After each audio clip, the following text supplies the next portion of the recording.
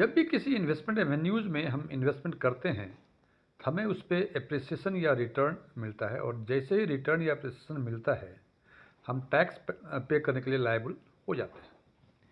इसी तरह से म्यूचुअल फंड या स्टॉक में जब हम इन्वेस्टमेंट करते हैं, तो निश्चित रूप से कुछ एप्रिसिएशन या रिटर्न मिलता है और उस एप्रिसिएशन को हम कैपिटल गेन कहते हैं। और जैसा कि आप जानते हैं, जैसे ही कैपिटल गेन होता है, टैक्स प्रोविज़न के हिसाब से हमें उस पर टैक्स पे करना पड़ता है।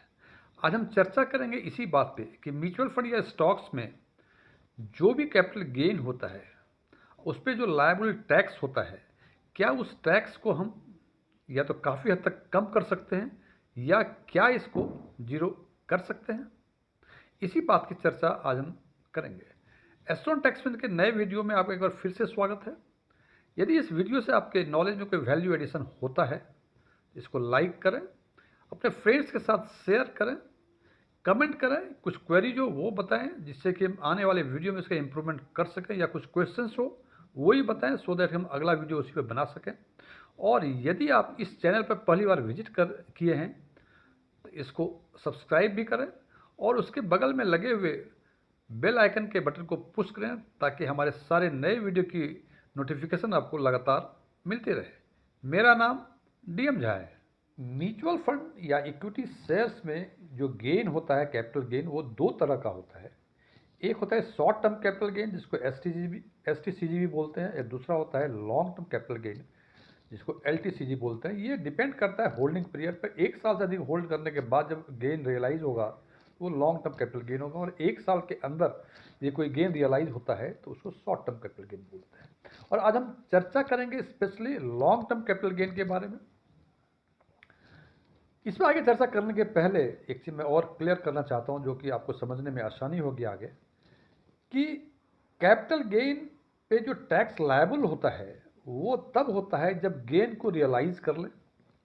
सीधे साफ शब्दों में, यदि आपने म्यूचुअल फंड या इक्विटी स्टॉक्स में अपने इन्वेस्टमेंट किया हुआ है तो जब उसको बेचेंगे तभी वो माना जाएगा कि गेन रियलाइज हुआ, और जो गेन होगा उस पर टैक्स आपको देना पड़ेगा, जो व्यवस्थाएं हैं उसके हिसाब से। लेकिन आप कहेंगे कि इसकी चर्चा करना क्यों जरूरी थी? इसकी चर्चा करना इसलिए जरूरी है कि कुछ ऐसे इन्वेस्टमेंट एवेन्यूज़ हैं जहां टैक्स आपको बिना गेन रियलाइज किए ही देना पड़ता है। फॉर एग्जांपल, बैंक में आप फिक्स डिपॉजिट कराते हैं। हमने माना कि 5 वर्षों के लिए आपने फिक्स डिपॉजिट कराई बैंक में, और हर साल आपको 50,000 रुपये का इंटरेस्ट एक्रूवल हो रहा है, और 5 सालों के बाद प्रिंसिपल प्लस 5 साल का 50,000 प्रति वर्ष के हिसाब से 2.5 लाख इंटरेस्ट मिलेगा। तो वो तो मिलेगा 2.5 लाख का इंटरेस्ट, जो एप्रिसिएशन होगा वो 5 वर्षों के बाद। लेकिन इस केस में क्या है कि 50,000 चूंकि हर साल एक्रूवल हो रहा है, तो आपको प्रत्येक वर्ष वो 50,000 अपने इनकम में ऐड करना पड़ेगा, जबकि आपने रियलाइज नहीं किया है। सो हम कह सकते हैं कि म्यूचुअल फंड में टैक्स लायबल होता है तब जब गेन को रियलाइज करें, लेकिन फिक्स डिपॉजिट वगैरह और कुछ इन्वेस्टमेंट्स हैं जिसमें एक्रूवल गेन पे आपको टैक्स देना पड़ता है।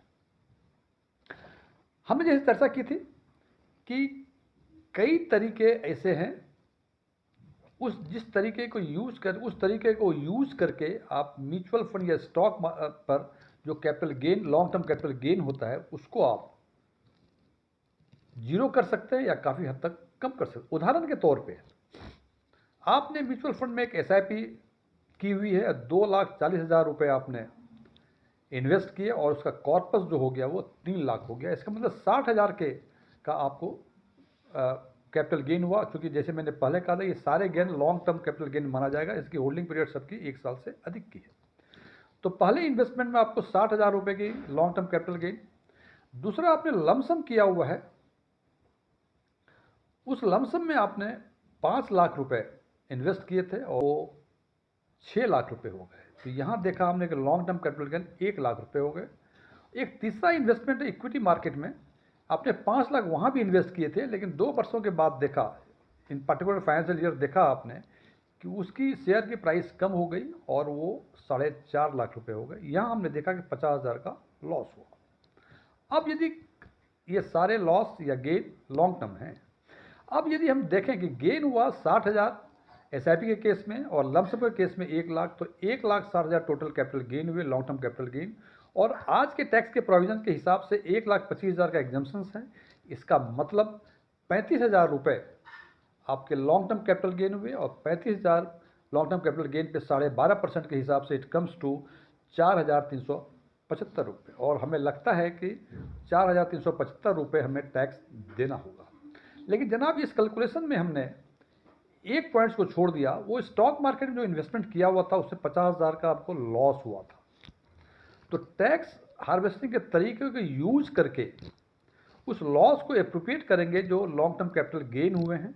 इसका मतलब 1,60,000 लॉन्ग टर्म कैपिटल गेन और 50,000 लॉन्ग टर्म कैपिटल लॉस, तो टोटल गेन नेट गेन जो हुआ वो 1,10,000 हुआ। और चूंकि एग्जाम्पशंस की लिमिट जो है लॉन्ग टर्म कैपिटल गेन में 1,25,000 है, तो इस हिसाब से हमें कोई टैक्स नहीं देना पड़ेगा।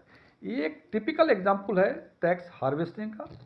एक और हम टैक्स हार्वेस्टिंग का कंप्रेहेंसिव एग्जाम्पल के साथ हम बताना चाहेंगे जिससे आपको थोड़ा ये और स्पष्ट हो जाए। बिकॉज जैसे मैंने कहा था कि टैक्स हार्वेस्टिंग को यूज़ कई तरीके से कर सकते हैं। एक तरीका तो मैंने अभी चर्चा की, दूसरे तरीके का चर्चा हम आगे एक और एग्जाम्पल के द्वारा करना चाहेंगे।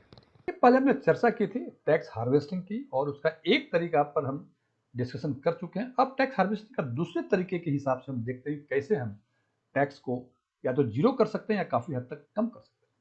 पहले नॉर्मल कोर्स में देखें कि टैक्स में कितना देना पड़ेगा। हमने माना कि 5 लाख रुपए हमने लमसम इन्वेस्टमेंट किया है जिसका कि 13% का CAGR है और 10 वर्षों के बाद 13% CAGR के हिसाब से ये कॉर्पस बन जाता है 16,97,284 रुपए। और यदि लॉन्ग टर्म कैपिटल गेन निकालने की बातें करें तो 16,97,284 में से 5 लाख माइनस कर देंगे तो लॉन्ग टर्म कैपिटल गेन बनता है 11,97,284 रुपए। और इसमें आज के दिन में जो एग्जाम्पशंस हैं वो 1,25,000 रुपए है।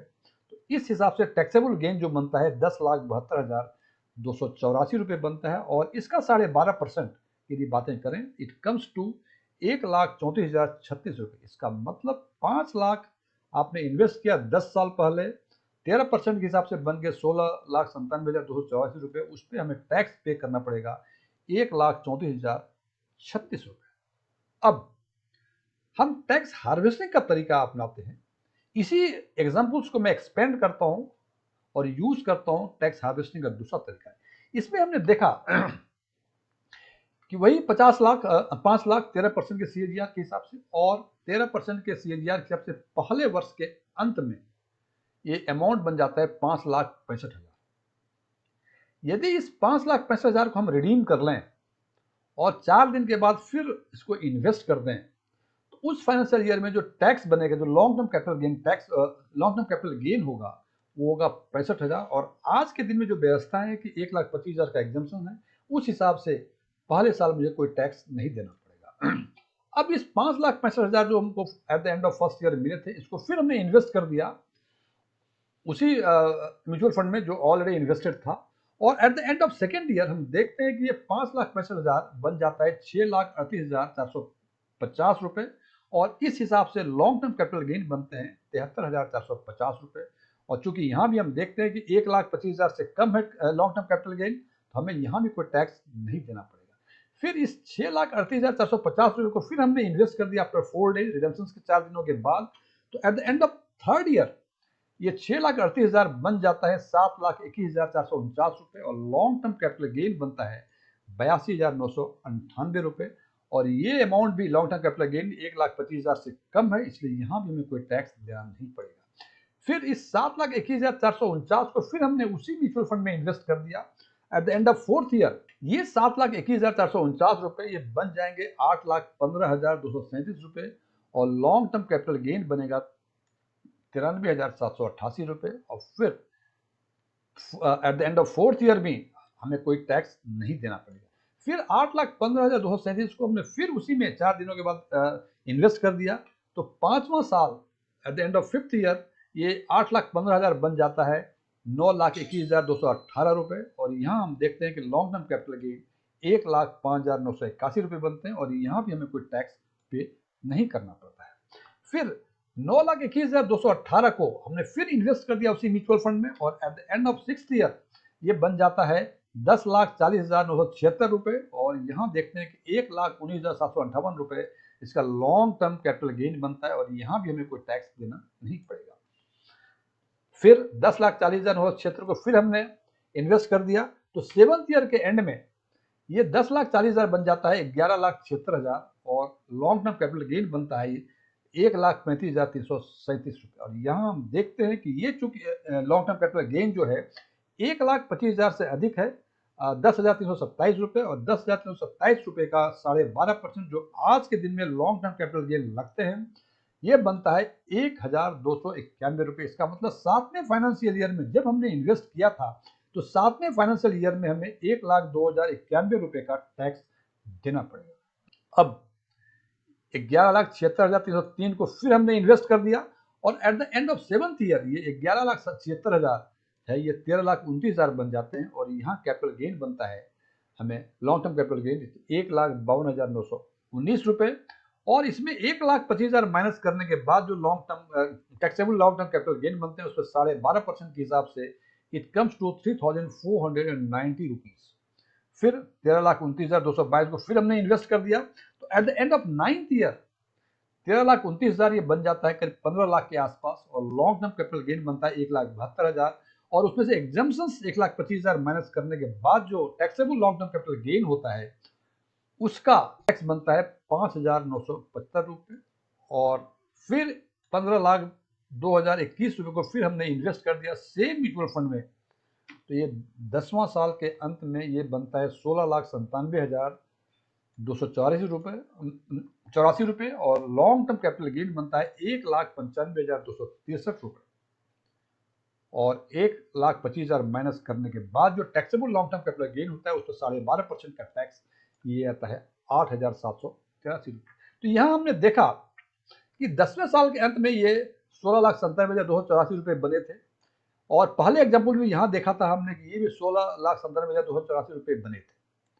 अब पहले वाले केस में हमने टोटल टैक्स पे किया था 1,34,076 रुपये 36 रुपये, जबकि इस टैक्स हार्वेस्टिंग का ये तरीका यूज करने के बाद टोटल टैक्स जो हमें देने पड़ रहे हैं वो पड़ रहे हैं 19,538 रुपये। उस 19,538 रुपये में से 7वां साल 1,291, 8वां साल 3,490, 9वां साल 5,975 और 10वां साल 8,783। जबकि पहले एग्जाम्पल में हमने देखा था पूरे 1,34,306 रुपये जो है at the end of 10th year मतलब जब पूरे 10 साल पूरे हो गए तो उस फाइनेंशियल ईयर में ही हमें देना पड़ा था। और इस हिसाब से हम देखते हैं कि यदि हम हर साल उसको री इन्वेस्ट करते हैं सेम म्यूचुअल फंड में, जैसे कंपाउंडिंग में कोई इंपैक्ट नहीं आता है, सेम म्यूचुअल फंड में उतने यूनिट्स मिलेंगे आपको, उतना ही कॉर्पस बनेगा। लेकिन दूसरा तरीका अपनाने से जो फायदा होता है, पहले केस में 1,34,036 रुपये टैक्स पे कर रहे थे, दूसरे केस में 19,538 रुपये, तो टोटल फायदा जो मुझे मिला ये 1,14,498 रुपये हुआ। यार इस प्रोसेस को भी हम टैक्स हार्वेस्टिंग के नाम से जानते हैं। इस प्रकार से हम देखते हैं कि हम तरीके अपने टैक्स हार्वेस्टिंग के, ये चूंकि 5 लाख का दिया हो सकता है, 10 लाख हो, 1 लाख हो, 20 लाख हो, ये it is just an typical example. और इस हिसाब से आप अपने टैक्स को प्रॉपर ढंग से मैनेज कर सकते हैं, या तो आप इसको जीरो कर सकते हैं या काफी हद तक कम कर सकते हैं। Thank you.